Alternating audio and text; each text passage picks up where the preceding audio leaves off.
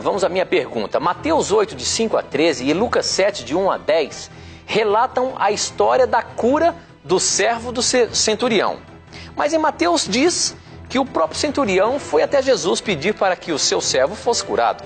Em Lucas, afirma que o centurião mandou pessoas em seu nome para que pedissem a Jesus que o servo do centurião fosse curado. Afinal, o próprio centurião foi ou não foi até Jesus para pedir que o servo fosse curado? Qual que é essa aparente contradição aí, professor? Parece que nos dois textos fala sobre a mesma história, só que em um livro fala que foi o próprio centurião e no outro livro diz que foram pessoas.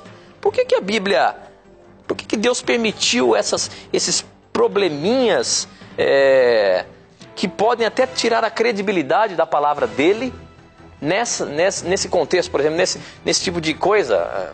A mesma história em dois livros contada diferente. Isso aí não é uma forma de depreciar um pouquinho a veracidade da palavra de Deus, professor? Olha, eu estou relendo aqui o relato e aqui em Mateus capítulo 7, não estou a princípio, querido telespectador... Não, veja só, é Mateus 8, de 5 a 13 e Lucas 7, de 1 a 10. Eu não estou percebendo aqui uma contradição, não é? Então, por exemplo, aqui no início, capítulo 8, 5, diz assim... Capítulo 8, verso 5. Jesus em Cafarnaum dirigiu-se a ele um centurião pedindo-lhe ajuda. E disse, Senhor, meu servo está em casa, paralítico, em terrível sofrimento.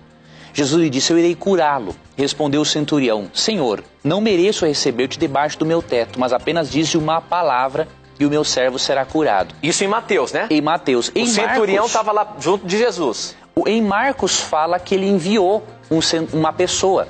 Só que isso não significa uma contradição, porque ele pode ter enviado a pessoa e em seguida ele foi atrás para falar com Cristo. O que os dois relatos estão dizendo é que Cristo nem chegou a ir à casa do indivíduo para curá-lo. Essa é a ênfase tanto de Mateus... Mas a questão é a seguinte, em um texto fala que o centurião estava ali junto de Jesus, e no outro texto fala que o centurião não estava ali, ele simplesmente mandou alguém. Essa é a questão. Aí é o seguinte, os relatos, na verdade, são harmônicos. Nós não devemos esquecer de uma coisa. Cada evangelista, Tito, conta a história de Jesus como nós contamos a história de um filme. Nós podemos assistir juntos o mesmo filme 10 vezes. Nós nunca vamos contar nos mínimos detalhes. Não é? Então, cada evangelista inspirado contou a história de acordo com a sua visão de mundo. Então, o que acontece? Marcos mencionou simplesmente o servo do centurião e os judeus representantes que queriam bem o centurião falando com Cristo. Falando a Cristo sobre ele. Agora, Mateus ele complementa que além de ele mandar essas pessoas para conversar, o centurião também falou com Cristo. Então, ele aparenta uma contradição, aparenta. Mas não é uma contradição em si, porque os relatos são complementares. Vou dar um outro exemplo. Aqui em Mateus 8 mesmo. No verso 28, diz aqui, no verso 28, que Jesus expulsou demônios de 2 endemoniados. Só que Marcos capítulo 5 fala que foi apenas um. É uma contradição? Não. Os relatos são complementares.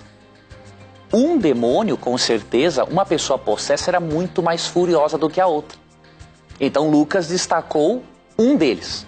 Mateus destacou os 2. Então a mesma coisa ocorre no relato aqui do centurião, né? Os servos foram conversar com ele, com Jesus, mas centurião decidiu alcançá-los, ir ao encontro de Jesus e falou com ele.